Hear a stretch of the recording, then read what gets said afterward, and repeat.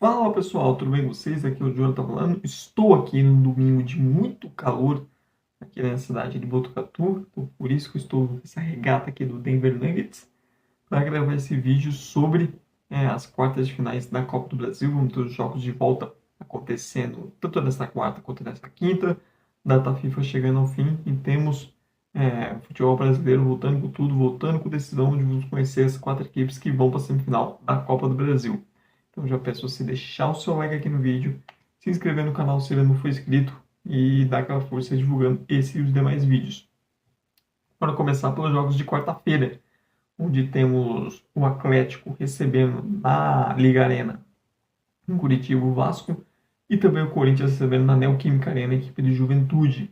De um lado o Atlético, que não vem no bom momento, o trabalho do Martin Varini vinha bem nas Copas, avançando na Copa do Brasil, avançando na Sul-Americana, mas já vinha derrapando no Brasileiro, e a partir do momento que o time perde o Vasco e duas vezes seguidas no mesmo roteiro, saindo na frente, tomando a virada, perde depois novamente no Brasileiro, então vem numa sequência bem ruim, é uma equipe, historicamente, o Atlético, ainda mais depois da reforma, com a colocação do gramado sintético, em casa, um time muito, mas muito forte, só que esse ano não está sendo isso, está sendo o contrário. O Atlético é um dos piores mandantes do Campeonato Brasileiro, mesmo na Copa Sul-Americana. Chegou a ser derrotado em casa, por isso que terminou em segundo num grupo onde era muito favorito. Então, esse é um confronto muito aberto. O Vasco construiu uma vantagem mínima, joga pelo empate, vem no melhor momento contra um adversário que vem em crise e que precisa dar uma resposta ao seu torcedor. E um técnico que, assim, até pela baixa experiência, por não ter tanto nome, olha, se a batata começar a assar, esse aí não vai sustentar muito no cargo. Ele precisa dessa classificação, principalmente de uma boa atuação, para tentar acalmar um pouco os ânimos em cima dele. E não é bom ficar de olho no Brasileirão, porque o Atlético tá só perdendo, perdendo, perdendo. Daqui a pouco o pessoal de Itália começa a encostar e a água bate no pescoço. Vai ser um jogo bem aberto. O Vasco, nos dois confrontos januários, saiu atrás, mostrou muita força de recuperação. Um time que, assim, é outra vibe, né, em relação ao Vasco dos últimos anos. É uma equipe que mentalmente muito mais forte.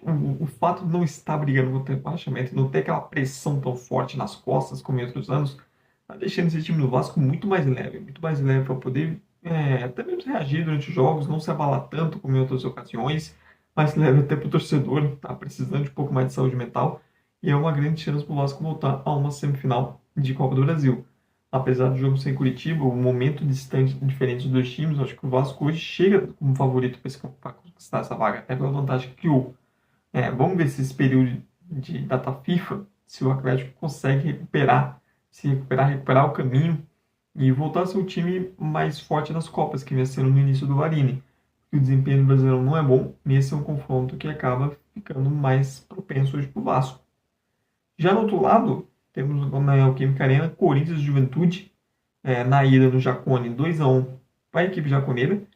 Um jogo que eu acho que o Juventude sai um pouco lamentando pelo gol no final. O Juventude jogou muito melhor, o Corinthians mereceu vencer, soube aproveitar as atrapalhadas da defesa corintiana, que sempre se repetem, e abriu 2-0, até poderia ter aberto mais. E viu no final o Corinthians, que provavelmente sua pior atuação sob o comando do Ramon Dias, ainda conseguiu um golzinho com o Gustavo Henrique fundamental. E o Juventude tem a vantagem de empate, mas um gol de vitória por um gol de diferença leva a partida para os pênaltis. Então o Corinthians chega muito mais vivo. Acho que se o Corinthians tivesse que reverter 2 gols de diferença para o Juventude, a situação seria muito difícil.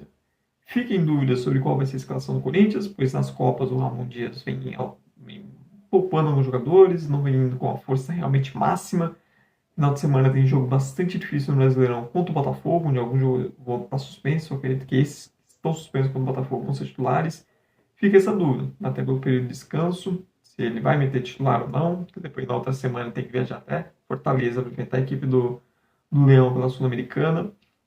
Mas é um confronto mais aberto. E ver como vai ser esse Corinthians após a vitória do Flamengo. Pode sair um pouco desse peso dos jogos CBC, conquistou um grande resultado, até que ponto isso vai inflamar o time. É um Corinthians que, sob o comando do Ramon Dias, eu fiz o vídeo analisando o trabalho, quando precisa se impor nesses cenários, tendo dificuldades, é uma equipe que se rende muito melhor quando ela pode ser combativa, quando ela não precisa ter obrigação de propor contra o adversário, ter de se impor, correr atrás. E esse é um cenário que pode ser bastante favorável para o Juventude, jogando mais fechadinho, postando apostar no contra-ataque, sem ter essa obrigação de propor o jogo, contra o Corinthians que vai precisar se expor em busca do resultado. Vamos ver também na situação física do Thales Magno, estava sentindo dores no ombro, e ele é um cara muito importante para o Corinthians. O Juventude tem que diminuir o espaço no goleiro Garro, não dá para deixar ele livre como o Flamengo deixou. O Flamengo deixou o Garro jogando com muita tranquilidade e comandou o jogo. Quem vai ser o parceiro de ataque? Será que é Yuri Alberto, o Romero? E qual vai ser a atuação? O Corinthians tem muito problema no ataque, uma equipe consegue criar, mas na hora de finalizar jogadas, minha mãe do céu, que coisa tenebrosa. Mas eu prefiro um jogo bastante tenso. Não acho com chances reais aqui de pênaltis, mas o Juventude está num cenário que ele é muito confortável, que é podendo jogar de maneira mais fechada, explorando as transições. É um time que vem muito bem nisso. Vamos ver também como vai ser o Corinthians marcando, né? Porque o Nenê no jogo de ida também deitou e rolou, teve muito espaço, apesar de diminuir espaço acima dele. E vamos ver se o Corinthians tem que propor, né? Agora é um cenário completamente diferente. Contra o Flamengo, deixava a bola mais com o Flamengo em alguns momentos. Era um jogo que permitia ao Corinthians jogar de maneira mais defensiva, não ter essa obrigação tanto. Agora não. Agora vai precisar a equipe do Ramon mostrar mais capacidade mesmo, mais armas ofensivas para conseguir essa classificação. E agora indo para os jogos de quinta-feira. Nós temos o Galo recebendo o São Paulo e o Flamengo recebendo o Bahia, os dois mandantes nesse confronto jogando pelo empate. De um lado, o Galo e o São Paulo, confronto bem aberto, e o jogo de ida com o São Paulo melhor, o São Paulo criou mais, mas não conseguiu fazer o gol. E ele não conseguindo, no final, a bola parada, o Atlético foi lá e buscou o gol da vitória. Eu acho que o Atlético chega com outra moral do que estava antes do jogo de ida. Porque não só esse resultado, mas também aquela virada incrível contra o Grêmio, depois de sair perdendo 2-0, vão fazer 3 gols no segundo tempo, parece que deu uma outra moral. O time mostrou uma capacidade de resistência, de luta, que não vinha mostrando antes. E acho que isso também deu um gás para o trabalho do Milito, que estava começando a ser pressionado por ser um time muito irregular. E joga pelo empate em casa, ainda acho que é um confronto aberto. Bem mais aberto, por exemplo, do que mais aberto, porque eu acho que o São Paulo tem condições sim, de buscar. O São Paulo é um time hoje mais organizado, mais pronto com o Atlético. Tem que ver também a questão do Lucas Moura, qual vai ser a condição dele, se ele vai ser titular ou não, voltando de seleção. Ele é um cara muito importante para o São Paulo se quiser virar.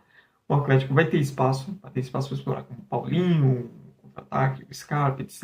E é um cenário positivo. Tem que ver qual vai ser a função do Guilherme Arana, se ele vai ter condições de ser titular logo depois de jogar a seleção, acho que não.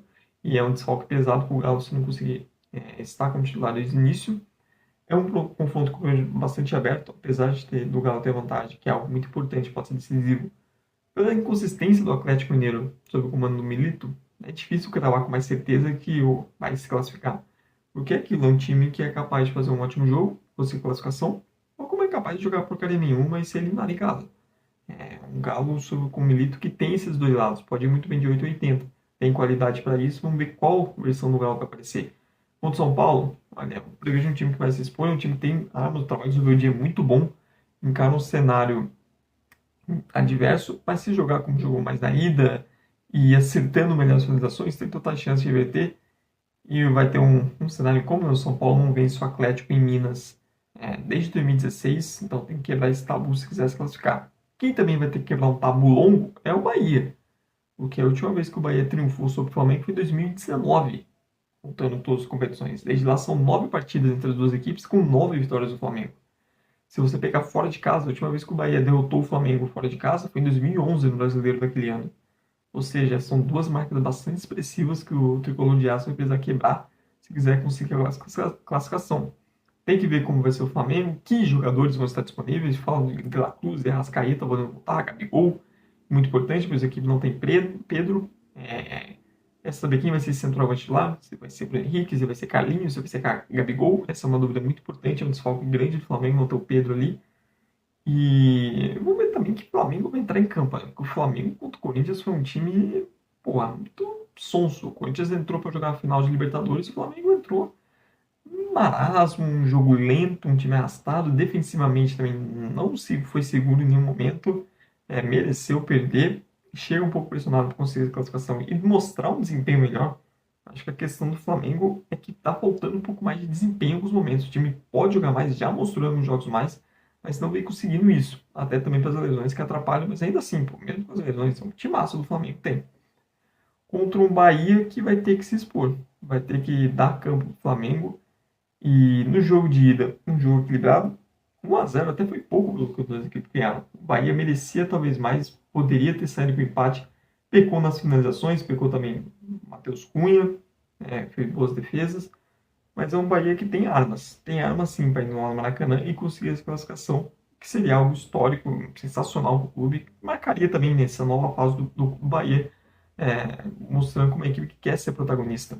Promessa de grande jogo. Para mim, dos 4 confrontos dessa volta nas quartas de finais, é o jogo que eu tenho mais expectativa. Justamente por isso, o Bahia tem que se expor, tem que tentar propor o jogo contra o Flamengo, que também precisa mostrar um desempenho melhor diante do seu torcedor. Então, esse para mim é o grande jogo, é o jogo que eu tenho mais expectativa em questão de nível. Fica aquele alerta para os pênaltis, pois é possível, tem possibilidades reais em todos os confrontos, né? Já ninguém abriu uma diferença maior do que um gol, mas se eu tivesse que palpitar mais, eu diria que Juventude e Corinthians é o que mais cheira a pênaltis. Para mim, dos confrontos é o que tem mais carente que pode acontecer uma disputa de penalidades. Mas é isso, pessoal. Essa foi a minha análise. Se você concorda ou discorda de algo, o espaço aqui nos comentários é livre para você. E não esqueça de dar like aqui no vídeo, de se inscrever no canal se não é inscrito e dar aquela força divulgando esses e os demais vídeos para ajudar quem está começando. Muito obrigado mesmo por quem viu até o final. Tchau, tchau e até a próxima.